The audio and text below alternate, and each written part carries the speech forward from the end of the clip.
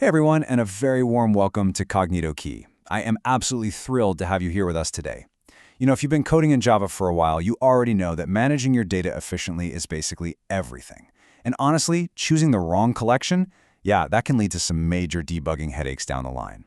So today, we are zeroing in on a really crucial topic from the Java collection framework. We are going to completely demystify two of the absolutely most powerful tools at your disposal, HashMap and HashSet. In this explainer, we're going to put these two data structures right next to each other, side by side. It's going to be fast-paced, highly visual, and packed with exactly what you need to know to write better, much more efficient code. By the time we wrap this up, you'll know exactly when you should be reaching for a hash map and when you really need to rely on a hash set. So let's jump right into it. All right, let's start by unpacking our first data structure. What exactly is a hash map? Well, simply put, a hash map is a Java class that implements the map interface. It uses an internal hash table under the hood, but the really crucial point is how it actually stores your data, which is in key-value pairs. Think of it kind of like a dictionary. The key is the specific word you're looking up, and the value is its definition. In a hash map, every single key has to be entirely unique, but the associated values? Those can absolutely be duplicated without any problem at all. When you're actually writing this out and declaring a hash map in Java, the syntax is pretty straightforward. It looks exactly like this. Class HashMap, followed by a K and a V inside angle brackets.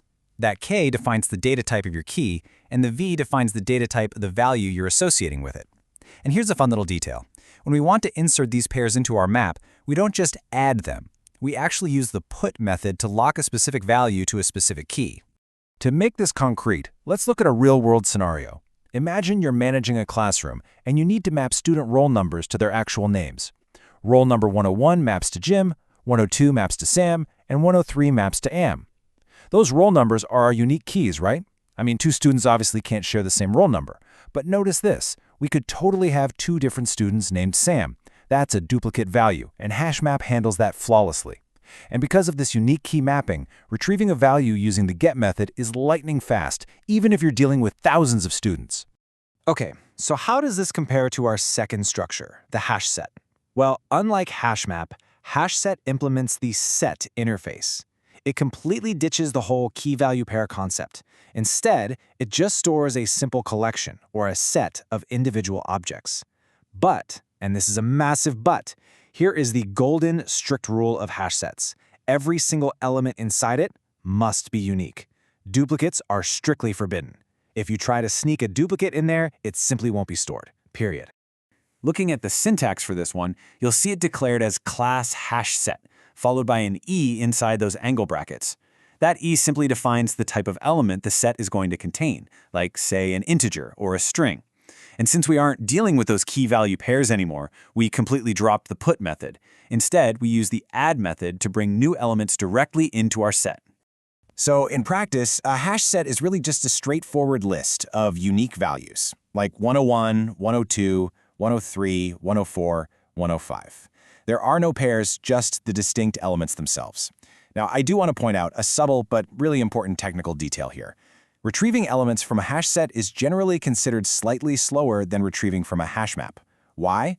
Because the elements in a hash set are used to calculate a hash code, and occasionally that code might actually come out exactly the same for two different elements.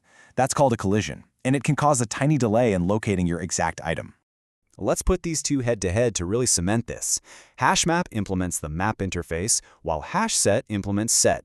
For storage, HashMap relies on key-value pairs, but HashSet just stores unique objects.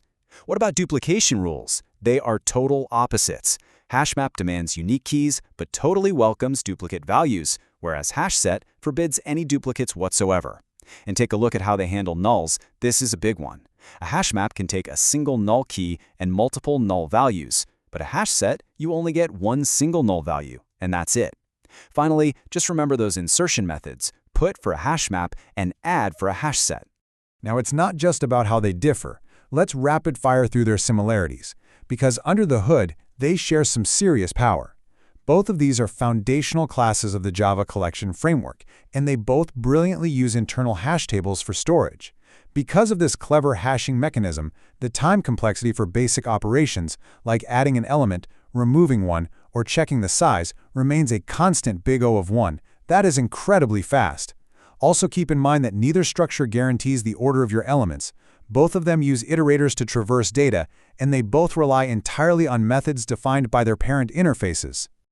Okay, so what's the bottom line here? Here is your final verdict and your everyday rule of thumb for coding. When should you reach for which?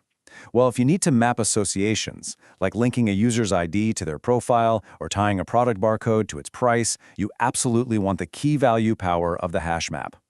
But if you just need to maintain a pure collection of unique elements, say a list of distinct visitor IP addresses to your website, then the HashSet is exactly the right tool for the job.